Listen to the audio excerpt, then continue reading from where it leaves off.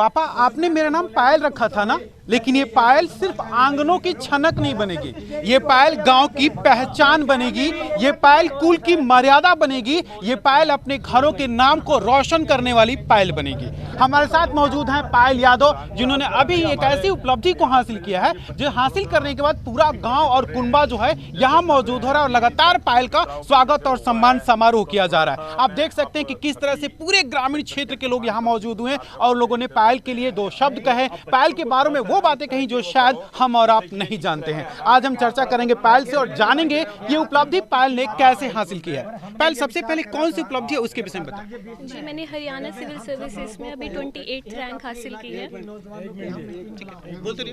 और इसके द्वारा मुझे एक क्लास तहसीलदार की पोस्ट दी गई है। तो इसमें मैं श्रेय सबसे पहले अपने परिवार का रैंक कौन सा था मैम? 28th रैंक, 28वीं रैंक मैंने। मैम, इसकी तैयारी के बारे में बताएं थोड़ा सा, कब से तैयारी कर रही थी आप और कितना मुश्किल है ये? लगभग 3 साल हो गए थे मुझे तैयारी करते हुए और मुश्किल तो था। हर दिन ऐसा लगता था कि छोड़ दें, या एक हिंदी माध्यम से क्योंकि रही हूँ तो डर भी बहुत लगता था, लेकिन परिवार का सपोर्ट था, मेरे तीनों भाइयों का सपोर्ट था, मम्मी पापा, मेरी भाभी का बहुत सपोर्ट रहा।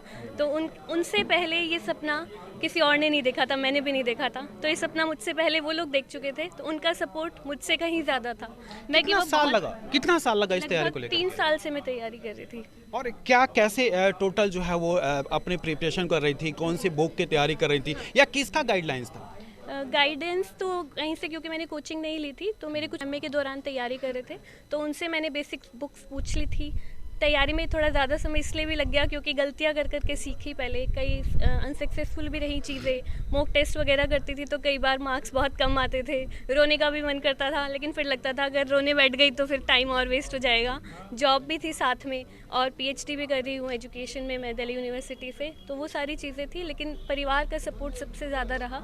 मुझसे, मेरी मेहनत से ज़्यादा मुझे लगता है कि उनका सपोर्ट था, जिस वजह से मैं ये सक्सेस हासिल कर पाई हूँ। पायल, जब ठीक है रिजल्ट खराब होते हैं, ये कोई, जब उस वक्त सबसे पहले कौन खड़ा होकर आता था? ये कोई बात नहीं पायल, आगे और अभी बहुत से चांसेस मिलेंगे। जी, सबसे ज़्यादा तो मेरी मम्मी और मेरे बड़े भाई कपिल भाई, वो भी टीचर हैं, तो उनका सपोर्ट हमेशा रहा। वो यही कहते थे कि आज तेरी असफलता में भी मैं खड़ा हूँ और एक दिन ऐसा समय आएगा जब तू सफल होगी तो तब भी मैं खड़ा मिलूंगा सबसे पहले। पहले जब सम्मान समारोह चल रहा था, मैंने आपको देखा जबकि दादी आई थी तो उनसे आप बड़ी इमोशनली और सेंटिमेंटल होकर के आपने उनसे हक किया था, गले लगा था, वो मुझे थोड़ा रिलेशन और केमिस्ट्री के बारे में। दादी बहुत प्यार करती है बचपन से ही। अगर मैं बीमार हो जाती थी तो कहा जाता है ना कि लड़कों को हमेशा प्रेफरेंस ज़्यादा मिलती है गाँव में, लेकिन ऐसा बिल्कुल नहीं है। मेरी दादी हमेशा कहती है कि तू ही मेरा सबसे पहले पोता है और पोती भी तू ही है। तो बहुत प्यार उनका मुझे हमेशा से मिलता रहा है। रोज़ मैं ऊपर वाले कमरे में जब पढ़ती थी तो सामने प्लॉट में मेरी दादी जी बैठी रहती थी, तो दूर से ही मैं उनसे नमस्ते कर लेती थी और वो वहीं से बैठे बैठे मुझे आशीर्वाद दे देती थी। पहले जाहिर सी बात है, सक्सेस के बाद क्रेडिट का दौर चलता है, तो अब क्रेडिट को लेकर के किसको क्रेडिट देना चाहेंगे? पहले मुझे लगता है कि किसी एक का नाम लेना तो ठीक नहीं होगा, एक ओवरऑल सबका ही सहयोग होता है और जैसे जैसे आप आगे बढ़ते जाते हो तो फिर और सहयोग बढ़ते जाते हैं, और इसीलिए आज पूरा गांव, पायल मैं कहूँगी कि कोई एक मेरी सफलता नहीं है, ये मेरे गाँव की सफलता मुझसे पहले है। पहले अभिनंदन समारोह के दौरान जब आपने सुना होगा तो निश्चित तौर से एहसास तो किया होगा कि अधिकारियों के लिए लोगों की सोच क्या होती है। जी, तो नहीं, अब तो माहौल और हम कहें जो थिंकिंग है वो बहुत ज़्यादा चेंज हो रही है। पहले लगता था कि अधिकारी वर्ग है तो पता नहीं कौन से कॉन्वेंट या एक इंग्लिश बैकग्राउंड से आए होंगे, लेकिन अब जिस तरीके से हम देख रहे हैं कि गांव के माहौल से बच्चे निकलकर सामने आ रहे हैं, तो लोगों की सोच भी बदल रही है कि हाँ, आपका बैकग्राउंड कुछ भी हो, चाहे आप लड़का हो चाहे आप लड़की हो, अगर एक अपॉर्चुनिटी दी जाती है और सहयोग अगर मिलता है परिवार का, समाज का, तो कोई भी ये मुकाम हासिल कर सकता है। दबाव कैसे रिलीज करेंगे जो अभी फील हो रहा था? जब सुन रही होंगी तो आपको भी लग रहा होगा, क्योंकि मैं बैठा था तो मुझे एहसास हो रहा था, तो अभी इस बात को समझ सकते हैं कि ये सारे दबाव तो आने ही वाले हैं। हाँ, दबाव आएंगे मुझे लगता है कि, लेकिन अगर जो मेरी सीख मेरे मम्मी पापा ने मुझे दी है, मेरे समाज से जो सीख मिली है कि हाँ, मैं ग्राउंड से जुड़ी रहूँ और चाहे कोई भी प्रेशर आए, चाहे पॉलिटिकल प्रेशर हो या दूसरे तरीके के प्रेशर हो, लेकिन अगर मैं सोशल सर्विस को अपने दिमाग में रखूँगी कि हाँ, मुझे जनता का भला करना है, तो मुझे लगता है कि मुझे एक राह ज़रूर मिल जाएगी। कुछ रैपिड फायर खेलते हैं। सबसे अच्छा कौन, मम्मी या पापा? दोनों। सबसे अच्छा कौन सा सब्जेक्ट, आर्ट या कॉमर्स? आर्ट्स। साइंस या कॉमर्स?